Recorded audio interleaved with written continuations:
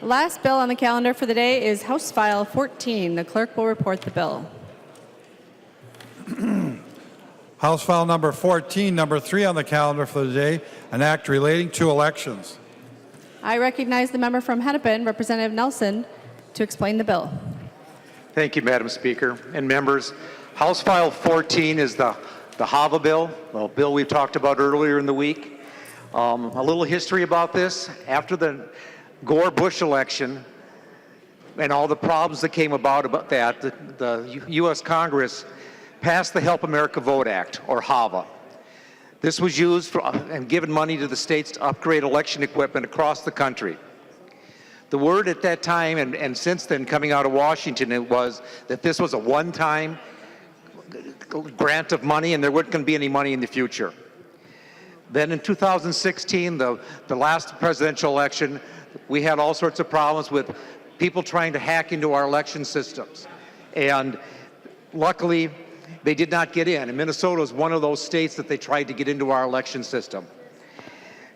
Now, if they got in, that's a very scary proposition because there's a lot of data on our voters and our citizens in those voter systems that Secretary of State keeps. Because of this, last session, beginning of the session, Secretary Simon was talking about funding for cybersecurity and was going to have it as part of his bill coming forward for supplemental funding. But luckily, the federal government, again, last March 23rd, passed and President Trump signed into law a new HAVA bill, giving money to all the states for cybersecurity. So because of that, Secretary of State didn't include it in his budget.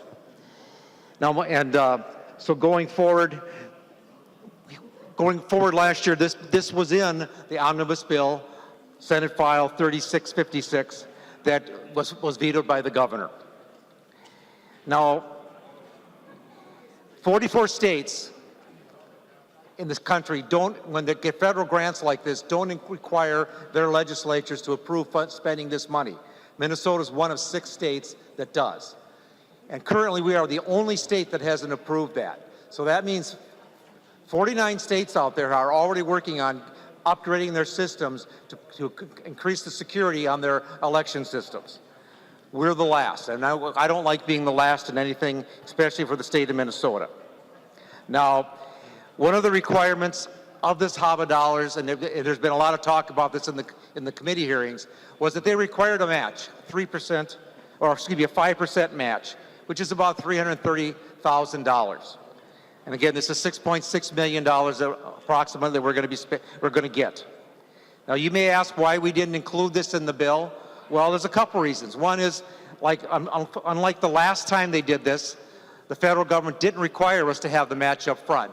We have till next year to come up with that matching dollars. Also, before the legislative session, the federal government had already authorized, or had said, $110,000 of the spending that the Secretary of State office already does through their normal process of doing their job would count towards that match. And then after the session started, they came up with another $57,000, so a total of $167,000 of the $330 that is going to be counted for that match. So we got less than half of the money that we have to come up with. Now, between now and the end of session, when we pass our budget bills, hopefully we'll find more money that the federal government will count for that match, so it'll be a lot smaller dollar figure. But either way, we're going to include this, and it's in the Secretary of State's funding request for the next 2 years' budget. So it's going to get taken care of. So that's why it's not in the bill. Now, also in committee, there was some questions about oversight of this money and how the money was spent. And Secretary Simon talked about that. They have strict requirements from the federal government on this money, how it can be spent and where it can be spent, and they have to account for that in 15-minute increments. In fact, he pointed out that they're still having to send in reports on 2003 money from the 2003 bill, HAVA bill, for some of the counties that haven't spent their money yet. He's still having to send reports in on that. So there's a lot of oversight from the Secretary of State and from the federal government. Now, why the rush on this bill? Like I said earlier, we're the last state to do this. We're already a year behind. This bill was passed and the money was sent to us March 23rd of last year. So we're already a year behind in getting started on this. And our next election is less than a year away. You know, we think about it, the 2020 election, the presidential election, but it starts in March when we have our presidential primary. So we're getting close to that, and he needs to get on this and get the work, start getting the work done. Now, before I go any further, I want to make a shout out, and it hurts my heart to do this, to have to do a shout out to the Senate, but Senator Kiffmeyer, when she was the Secretary of State, under her office, they did the current statewide voter registration system. And they did a good job of doing it, which is why they didn't get into the system. But that's 20 years ago. And in 20 years, a lot of things have changed. We need to upgrade our system so that next time we had actors, foreign actors, bad actors try to get into our system, it does not happen. And that's what the Secretary of State needs. He needs this money. He needs the whole $6.6 million. I also want to thank Representative O'Driscoll. He had a bill similar to this, but both of us had the same thought over the summer that we needed to get a bill in right away to get this done. The difference between his bill and this bill is his bill took the money from last year, the $1.5 million that was in last year's bill, and that wasn't the full amount of what we were granted for money. My bill, because over the summer the Secretary of State has come up with a plan on how to spend the money, he now qualifies to be able to use the whole $6.6 million. So in closing, I want to thank you for a green vote because this bill authorizes the Secretary of State to spend this money and get started on upgrading our systems. In effect, it's a permission slip to spend this money. And we should be doing this to protect our citizens of our state and the rights of our citizens to have safe, clean elections. I ask for your green vote. There are no amendments at the desk. The clerk will give the bill its third reading. Third reading, House File Number 14. Third reading. Representative Quam. For most said, Madam Speaker. Members, one of the things looking at this that first came to mind, it's a software project, and we haven't had the great successes what we normally would expect in related projects doing with software. So in the committee hearing, or one of the committee hearings, I had an amendment that would delete out language that would expand it past what's listed in lines 111 through 116. Because my feeling is, instead of allowing other activities, we should show that there's a focus on actually getting this software done and working and functional in time, and that money should not be spent outside of that imperative, that we need to focus on that. And I don't see a guarantee that in parallel, and then all of a sudden it's overdue, not functional, but we've spent all the money. I am disappointed that they didn't take the amendment that would take out that and make it clear we wanted these funds to ensure that we have an updated software for our elections. And it's been stated the timetable is short. Well, we haven't had a great luck on timetables either. The most recent one was Minlar's, which came online after 8-9 years and still has some issues. And you don't have to look at your watch. You need to look at a calendar and have a couple years of calendar to show that there are still some problems. So my issue with this bill is that it really needs to focus on that. It should never have been allowed to move forward with, but not limited to, any of the following. So I guess I'll vote no until you actually have the language to make it clear that we're going to actually do this. Thank you. The member from Dakota, Representative Halverson. Thank you, Madam Speaker, and I want to rise in favor of this legislation and speak to the concerns that were raised about how the money is going to be spent. Let's be very clear about the system we're talking about. We're talking about the statewide voter registration system. Now, voter registration in Minnesota went through a very serious audit in the last session by the Office of the Legislative Auditor to make sure that we had a system that was intact, working for the people, and making sure that Minnesotans who are eligible to vote and got their vote counted. At the same time, we were running such a successful program with our statewide voter registration system. We also know, because the Department of Homeland Security got in touch with our Secretary of State and said, we have news for you, Minnesota. Bad actors did some phishing, did a little poking around your database and the database of a number of other states. Now, Minnesota's database was strong. We didn't even receive any kind of break or any kind of attempted break into our database because our database is strong. Other states were not as lucky. We know that these hackers, international hackers who want to infiltrate our elections exist. The Department of Homeland Security of the United States knows that they exist. And so the United States government dedicated funds for every single state to put toward their voter registration system to make sure that our systems were as strong as they could be and that voters are protected. Every state in the union except the state of Minnesota has allocated the funds and gotten their money working. I'm not happy that Minnesota's behind. It's time that we pass this bill and allocate the funds. That's all it's taking. That's all it's taken is us. But the good news for Minnesotans is that our system is strong, and we know it's strong. And we're actually pretty far ahead of other states. I got to sit on the HAVA planning group with the Secretary of State's office, and there's a lot of people who are having input from our local government officials to elected officials at the state level to make sure that our system is as strong as possible at every point in the system.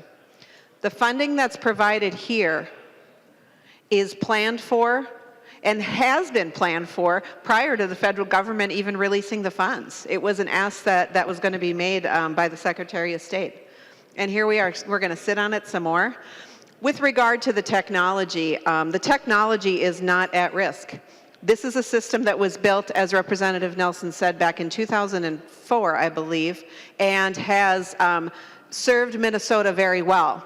But like anything, any infrastructure built back in 2004, it's time for some modernization and some updates, and we recognize this. So I urge all members to support this legislation and get us rolling on our updates to our statewide voter registration system so that the next election voters can feel secure that their votes count. Thank you. The member from Wabasha, Representative Driscowski. Thank you, Madam Speaker. Would the author yield? He will yield. Representative Driscowski. Thank you, Madam Speaker. Representative Nelson, the bill says on lines 1.9 and 1.10, this money can be spent essentially in, quote, including but not limited to any of the following activities. Representative Nelson, why do we have such broad discretion for the Secretary of State to spend this money, which appears to me to be for anything he wants to spend it on? Representative Nelson. Thank you, Madam Speaker, and Representative Driscowski. This language mirrors the language when this bill was passed back in 2004, allowing at that time, Secretary Kiffmeyer to do it, and it also mirrors the languages in the federal government. These are the things that they said the money should be spent on.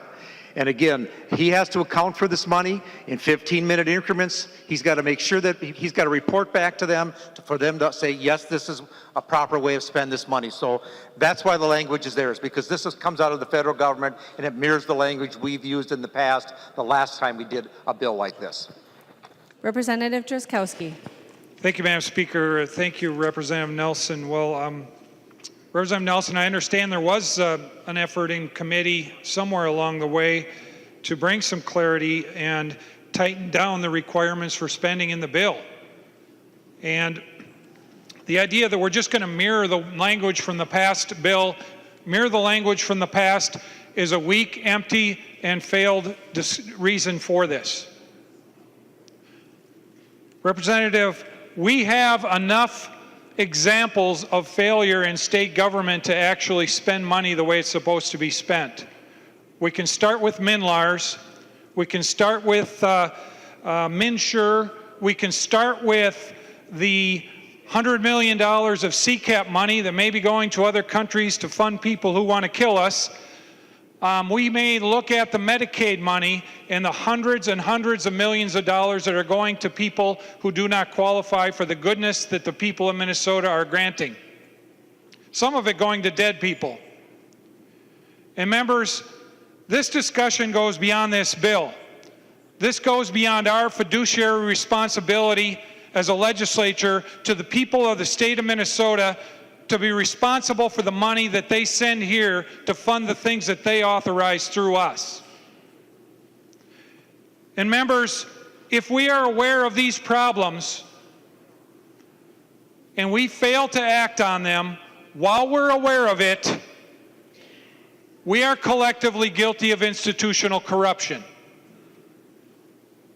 And members, I am not going to vote for this bill that affirmatively provides to the agency the ability to apparently spend this money on whatever they want to spend it on, when we've got a culture around here and around state government that is so out of whack in its responsibility to the people of Minnesota.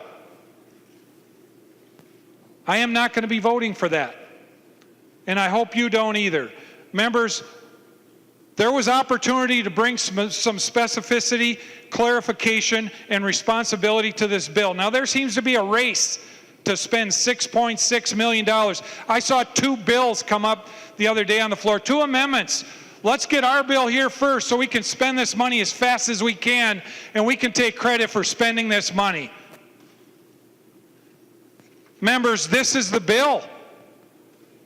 Give the money to the Secretary of State and let him spend it on whatever he wants. And then maybe we'll figure out afterwards, we'll go in with some forensic people and try to discover where the problems went wrong, like we have with the other hundreds of millions of dollars of taxpayers' money.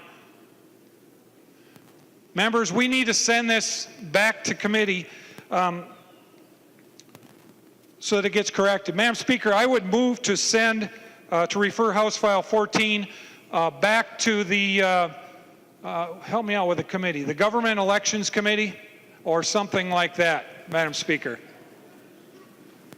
I think, Representative Jaskowski, you have to decide what committee you want to send it to for your motion. It needs to go, Madam Speaker, to the Government Operations Committee.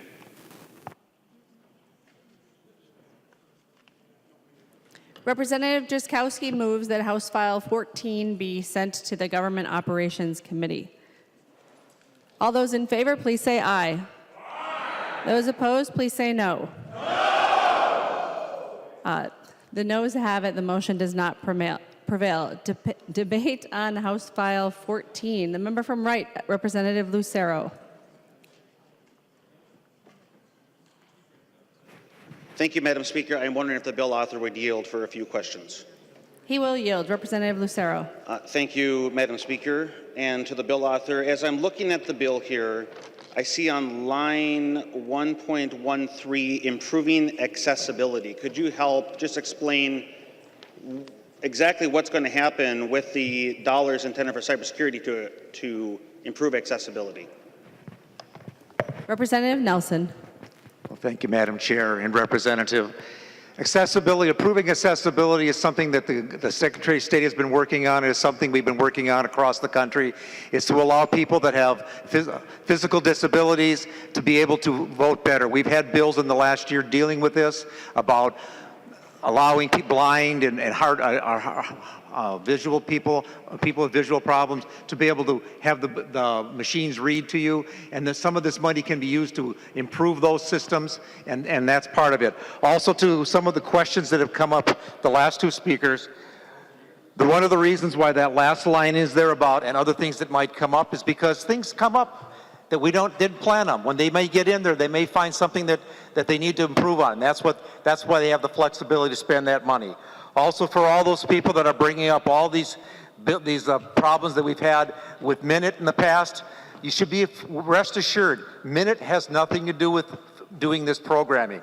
The Secretary of State's office has their own programmers. They hire them internally or externally, but it is not Minute that does that. So you can rest assured that some of the issues that people are bringing up about all these programs that they're saying failed, Minute won't have anything to do with programming this. Representative Lucero. Thank you, Madam Speaker. On line 1.15, implementing security improvements. Could you expand upon that? In the field of cybersecurity, it can mean a lot of different things. It's a very subjective term. There are many different improvements that can be made to an IT infrastructure, and not just to the infrastructure, to the entire process of information security that go well beyond any IT infrastructure. And so I need help understanding here what the bill author means with specifics to security improvements. Representative Nelson will yield. Representative Nelson. Thank you, Madam Speaker. And Representative Lucero. Again, this language that's here is the language from the federal government, but some of this goes down. I'm not the IT person that could explain all the intricacies of this, but some of this comes out of the meetings that the Secretary of State has had with Homeland Security and with the federal government about things that they can do to improve security. And some of that stuff the Secretary of State could not talk about because some of that stuff he's under gag order from the federal government. It's stuff that he's been told, problems that they've had, things to look at, things to fix, and it's things that we don't want to broadcast out there on an open channel to give hackers an idea of where they can go to get into our systems. So that's why the language is the way it is to allow the Secretary of State to do the stuff and the programmers that he hires to do the stuff they need to make sure we have a secure system and prevent the cyber hacking. Representative Lucero. Thank you, Madam Speaker. So I don't like throwing money into a black box. And essentially what we're doing is giving the Secretary of State nearly $6.6 million with very vague language. And I don't buy the line that we just can't know, we just have to trust him.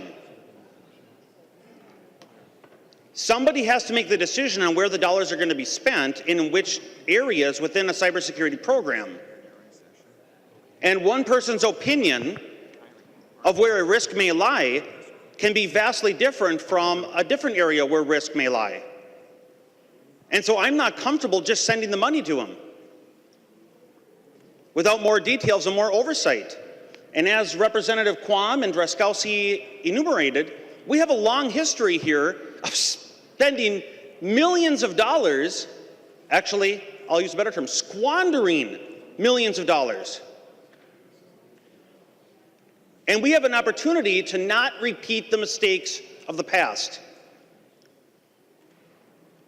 The triad within cybersecurity that we as professionals are seeking, a three-letter acronym, CIA, confidentiality, integrity, and availability. And when I am hearing the much of the focus, it's been on confidentiality, encryption, and other areas, authentication maybe. But an area that I hear lacking in many of the conversations is on the integrity. And so one of the areas that I'm very concerned about is if we have a very robust system with all of the enhancements to cybersecurity and the technical aspects, but the data that's contained within this very secure system is in and of itself corrupt or lacks integrity, then we've defeated the purpose and we haven't done our due diligence as fiduciary responsibility, our fiduciary responsibility to the citizens of Minnesota to grant them the confidence that they should have in the integrity of the information within a secure system. And so I don't see any language in here at all. I don't see the word integrity or anything to that effect. So that's why I would like more detail on how the dollars will be spent. The Secretary of State's budget is approximately the same amount of money on an annual basis, $6.6 million per year. And so we're giving him almost the equivalent of his entire annual budget with very little oversight and direction. For example, 1.14, I won't ask the bill author to yield, but 1.14 says preparing training materials and training local election officials. Isn't that already happening? Does the dollars that the Secretary of State has in his budget already allow for training local elected officials and for training materials? And would this not be doubling up on those efforts? So again, members, I would urge a red vote on this bill, HF 14, until we get more details that we as this body can have the confidence that the dollars will be spent in the areas with the highest priority of risk, and not just using some flashy terms, scanning. You know, I've heard scanning in the headlines the last couple of years, and I'm embarrassed for the people when they use the word scanning as their example of hacking, because scanning is the most basic of activities that happens and should not be used as an example of our systems being compromised. So again, we need to have more oversight, more detail on how the dollars will be spent. So at this time, members, I would urge you to vote red. Thank you. The member from Hennepin, Representative Long. Thank you, Madam Speaker. I just want to remind the body that this is federal dollars. The $6.6 million is currently sitting in an account that is with the state that we just need to pass this bill to have access to. The Election Assistance Commission is responsible for overseeing these federal dollars, and they have a very helpful section on their website which says, how can states use the funds? And they explain the 6 criteria for how the states can use the funds. I won't read through all of them, but one is replace voting equipment that only records a voter's intent electronically with equipment that utilizes a voter's verified paper record. Second is implement a post-election audit system that provides a high level of confidence in the accuracy of the final vote tally. They have specific criteria. Chair Nelson has already testified that they are required to be reported to by the Secretary of State in 15-minute increments. I have full faith and confidence in the federal government's oversight over the federal dollars, which are sitting out there, and currently we are the only state in the nation that are not using these dollars. As Secretary Simon testified in our committee, that means that we have a big red target on our backs, that we are the only state that is not moving as fast as the others to upgrade our election system. So I'd urge a green vote. Further discussion? The member from Hennepin, Representative Winkler. Madam Speaker and members, I expect that we will have many disagreements this session on election law issues and campaign finance issues. We have certainly had very robust disagreements in the past. The issue of voter ID, voter fraud, automatic voter registration, there's a whole range of opinions that we have on whether or not we should make changes to our election system. I would hope, however, members, that we could agree that spending $6.6 million on federal funds that are available for nothing else to enhance our election system's security is a good thing. Regardless of where we come from, we should be able to agree that spending that money to improve the integrity and security of our elections is a positive thing. And this should be an example this session of work that was left undone that we can pick up from the table and work together on and get done early. We will have plenty of disagreements. We have plenty of disagreements on things where we really are different. But where we basically agree, I don't know why that should be a barrier to passing a piece of legislation. This bill should be able to move through the Senate, it should be signed into law, and the Secretary of State should be able to go to work to improve the security and integrity of our election system. Representative Drazkowski, I think you know Secretary of State Simon. I certainly do. I've served with him a long time as a member of this body. I think that that office has a strong history of doing the right thing for elections in Minnesota when it's regardless of party, and certainly Secretary Simon should have the utmost respect from all of us in this room. So members, I think there should be zero reason why we could not pass this bill today with a very strong bipartisan vote, get the money to the Secretary of State, protect our election system, because the clock is ticking, and the longer that we delay, the more difficult this becomes. Members, I would urge a green vote, and let's get this job done and go on to fight about other things later on. The clerk will take the roll.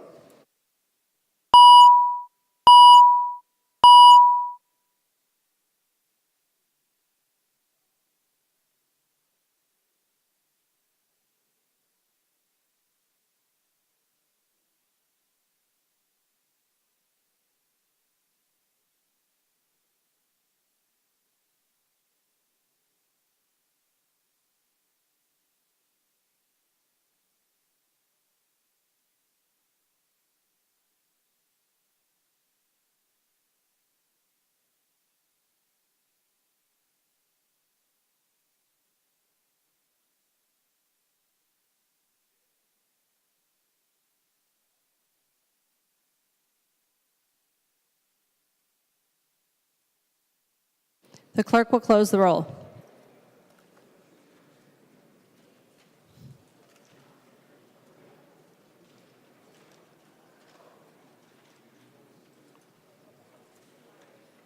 There being 105 ayes and 23 nays, the bill is passed and its title agreed to.